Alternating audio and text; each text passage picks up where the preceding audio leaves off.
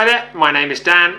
Welcome along to the first week of my Ultra Learning in Filmmaking series that hopefully you can come along with me as I learn how to do this YouTube game properly. So in this video we're going to have a look at how I created a 60-second story just using B-roll and whether I did a good job or not. So the goal this week is to learn how to tell a visual story using just a handful of shots. So what I'm going to do this week is I'm going to create a 60-second visual story using just B-roll, and I'm going to try and see how that goes. So the first thing I did this week was jump onto YouTube and find a few videos about how to tell stories visually. So one of the first videos I watched was Peter McKinnon's video on shooting B-roll from a few years ago, but it's a really good video to get into if you are also trying to learn this. Link for it will be in the description below. I enjoyed watching it. I learned a few things about how to build some shot lists, what you're trying to do, and gave me a little bit of inspiration of what I think I'm going to do with my project. So I also watched a great video by Tim Runier, I hope I said that right, called The Only 9 Shots You Need to Tell Any Story. That's the kind of videos I've been seeking out. There may be other ones for you, but the two that I have watched this week to kind of get an idea of what I'm trying to achieve. After watching these videos, I then had to go and do it for myself. So first thing I had to do was pick a subject of what I was going to film. So part of wanting to learn to be a better filmmaker is that I want to capture some adventures. I'm trying to plan a bit of a bikepacking trip later in the year, which I want to be able to film myself because it will be solo, and have an idea of how I can tell that story nicely, and hopefully you guys will enjoy it. So originally on this video, my original plan was to go and film a morning riding, but it's been the hottest week of the year this year in the UK. It was up to 28 degrees by 7 o'clock in the morning. Instead, this morning, me and Mr. G went out and had a little dog walk just before it got too hot. But before I went out shooting, the first thing I needed to do, and this is something that I haven't done before, is build a little storyboard for what I wanted to shoot. So I do all my stuff in my notebooks. I like to do things analog a lot of the time. It helps my brain think better. So let's look through my storyboard here and take a look at what I plan to do. So I thought, right, first thing, as I've learned from the videos, is you need to have a wide establishing shot. So let's find a wide establishing shot. Then I've got to let Mr. G off, let him go wander, and then I know at the end I want to capture us sitting on a bench or sitting somewhere and enjoying a view, kind of that walking from one place to another. So in between that, I've got to find some shots where we walk, capture our walk and the little details of what we're doing. Now that I've got my storyboard, and from that a little bit of a shot list of what I need to capture, I headed out to Robbinswood Hill Park in Gloucester to go and try and capture this morning. Midway through this video, I just would like to ask you to please give me any feedback you have in the comments about my 2 cuts. That would be really appreciated, just so I can start to learn what you like, what you don't like. Is there anything you would do differently? That would be awesome.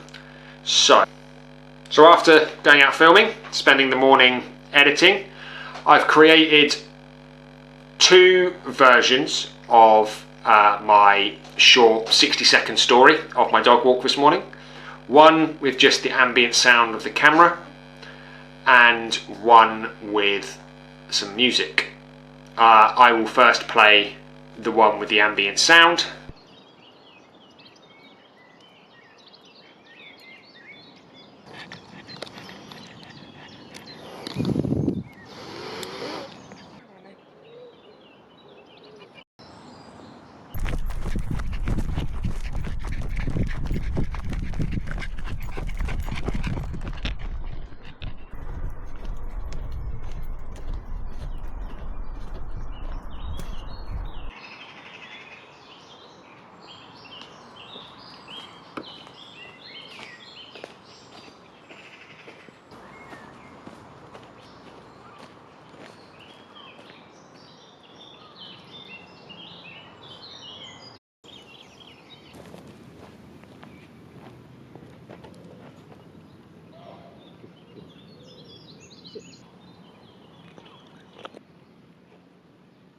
So that was the ambient sound one.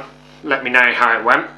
A part of ultra learning is to also, as well as get feedback from people, is to have some thoughts and some self-reflection on how I think it went for the first one. So let's have a look. I asked myself some questions here. So what was hard about visual storytelling? So I found thinking of which daily ritual to film quite hard in the first place. Many to choose from. I wanted to do something outside, but I didn't want to do anything inside. Like I said, I originally wanted to shoot on the bike, but it was too hot today to go and do that, and I woke up a little bit too late to get out and have that. The other thing that's been quite hard, and I think it's always hard for new YouTubers, maybe not, maybe it's just me, but filming in public is quite daunting. Not wanting to look like an idiot is really important. So finding a little spot to do it, I didn't get the shots that I really wanted because they were very busy, and setting a camera up, self-shooting, really hard. I don't mind shooting other people in public, but that sounds terrible. I don't mind taking shots of other people in public, but I find it really hard to do the whole thing myself. So as we saw from my storyboard earlier, I also had I had a clear anchor shots of the beginning and the end. In the middle I had a shot as well of that walking, but then filling in the gaps I found quite difficult. What I hoped is I wanted some little details and I wanted to capture them. There was a few shots that I definitely missed. There was some very stunning butterflies that I wanted to capture, but just didn't have the right lenses to capture them. I had too wide of a lens to try and capture a butterfly up close, because as I got close it flew away. And then so that was quite hard, and then trying to think on your feet, trying to capture some stuff whilst also being conscious of other people. I found that quite difficult, but that was alright. So which shot turned out best and why? So my favourite part of that video is the cut to Mr. G eating a biscuit. I'm really proud of that. I wanted to get some of those kind of 2 points of view of a single action together. So I'm really proud that I managed to get that bench sitting down and then film Mr. G eating, or me giving it, and then move the camera and give him a second biscuit, so it's a great day for Mr. G, and then capture that as well. So that was the ambient sound version. Here it is again with a little bit of music over the top, and let's see if it adds anything to the story.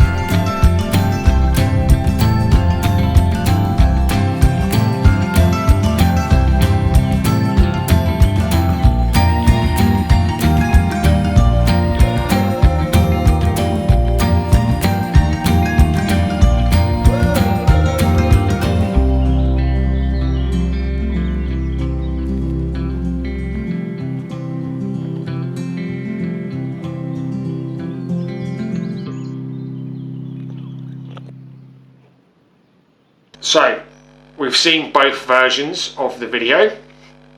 So for me, I think the music makes it flow a lot better, and actually I put the music in first and then edited to the music rather than edit the text first. This is something I've always done. Later on in my ultra learning course, I'm going to learn how to do it the opposite way around. Edit first, find music later. So that'll be a nice challenge, but I've always edited to music, and I think that comes from being a teenager and making BMX videos where you picked your favourite track basically and then edited the clips to the beat. I think it flows better with the story. I also didn't really think too much about the sound when I was filming. I just wanted to get out this morning, capture some stuff so I could do this weekend and get it done and out there. What would I do differently next time? So next time I'd definitely pay more attention to sound, but I do have an entire module, I have an entire week's lesson on sound, so we'll look forward to learning more about that then. I also try a more close-up ambient shots, try and think a little bit more, find the details. My photography really works and I really focus on the small details to build a big picture of an area. I find that a lot harder filming. I think part of it was where I went, I don't find it as of an inspiring place. It's more me, that's probably more of a challenge to go out and photograph it, and that might help me a bit more to do that. But next time I do one of these, I want to focus more on those shots, those close-up, tiny little bits of detail that add depth and context and everything to a storyline. But with only 60 seconds, it was kind of hard to do that. So they're my 2 videos, and that is my Ultra Learning Week 1 challenge of creating a 60-second visual story. Tell the story of mine and Mr. G's dog walk this morning. Please give me all the feedback that you have out there. Let me know what you think in the comments, and if you are thinking of doing a similar kind of thing, I'm happy to share my 12-week plan with you guys, of anyone that's interested. So tune in next time to see how I get on with mastering composition and natural light. If you enjoyed this video and would like to know when the next one's on its way, please like this video, subscribe to my channel, and hopefully I'll see you next time.